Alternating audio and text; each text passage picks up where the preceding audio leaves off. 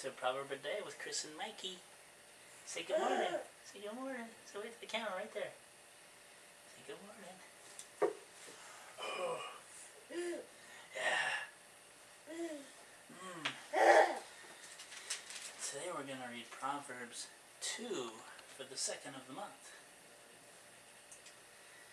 This talks about the value of wisdom. My son, if you receive my words and treasure my commands within you, so that you incline your ear to wisdom and apply your heart to understanding. Yes, if you cry out for discernment and lift up your voice for understanding, if you seek her as silver and search for her as hidden treasures, then you will understand the fear of the Lord and find the knowledge of God. For the Lord gives wisdom. From his mouth come knowledge and understanding. We're going to read a little bit of notes on that. Wisdom always comes in two ways. It is a God-given gift and also the result of an energetic search. Wisdom's starting point is God and his revealed word. The source of knowledge and understanding. In that sense, wisdom is his gift to us. But he gives it only to those who earnestly seek it.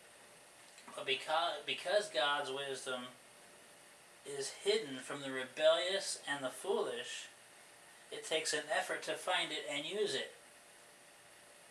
The pathway to wisdom is strenuous. When we are on the path, we discover that true wisdom is God's and that he will guide us and reward our sincere and persistent search. God gives us wisdom and victory. Victory! Woohoo! But not for drifting through life or acting irresponsibly with his gifts and resources. Oh, that's crazy, huh? If we are faithful and keep our promise in life clearly in mind, he will keep us from pride and greed. Alright, now we're on to verse 7. He stores up sound wisdom for the upright. He is a shield for those who walk uprightly. He guards the path of justice and preserves the way of his saints. Then you will understand righteousness and justice, equity in every good path. When wisdom enters your heart and knowledge is pleasant to your soul, discretion will preserve you, understanding will keep you. We gain wisdom through a constant process of growing first. Through a constant process of growing. That's how we gain wisdom. First, we must trust and honor God. Second, we must realize that the Bible reveals God's wisdom to us. Third, we must make a lifelong series of right choices and avoid moral pitfalls. You hear me, Michael? You have to avoid moral pitfalls. Okay? Fourth, when we make sinful or mistaken choices, we must learn from our errors and recover. People don't develop all aspects of wisdom all at once. For example, some people have more insight than discretion. Others have more knowledge than common sense. But we can pray for all aspects of wisdom and take the steps to develop them in our lives. Alright, 11. Discretion will preserve you. Understanding will keep you. I think I read that one already. Discretion is the ability to tell right from wrong. It enables the believer to detect evil motives in men and women. With practice, it helps us evaluate courses of action and consequences. For some, it is a gift.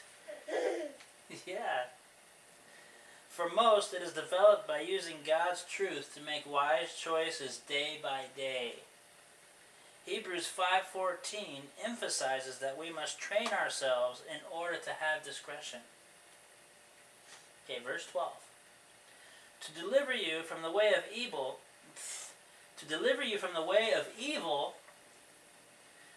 from the man who speaks perverse things, from those who have the paths of uprightness, to walk in the way of darkness, who rejoice in doing evil and delight in the perversity of the wicked, whose ways are crooked and who are devious in their paths, to deliver you from the immoral woman, from the seductress who flatters with her words, and forsakes the companion of her youth, and forgets the covenant of her God. Here's the notes. An immoral woman or seductress is a prostitute. You don't like those. Two of the most difficult sins to resist are pride and sexual immorality. Both are seductive. Pride says, I deserve it. Sexual desire says, I need it. In combination, their appeal is deadly. In fact, says Solomon, only by relying on God's strength can we overcome them. Yeah, that's it. God's strength overcomes. Pride appeals to the empty head, sexual enticement to the empty heart. By looking to God, we can fill our heads with wisdom and our hearts with His love. Don't be fooled. Remember what God says about who you are and what you are meant to be. Ask Him for strength to resist these temptations. 18. For her house leads down to death, and her paths to the dead.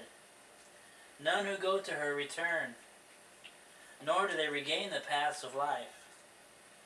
So you may walk in the way of goodness, and keep to the paths of righteousness. For the upright will dwell in the land, and the blameless will remain in it. But the wicked will be cut off from the earth, and the unfaithful will be uprooted from it. So that's all. That's the end of the Proverbs 2. Now you guys say bye-bye. See the camera right there? Bye-bye. Bye. Do this. Bye-bye. Thanks for joining us. Proverb of the day, Kris and Mikey.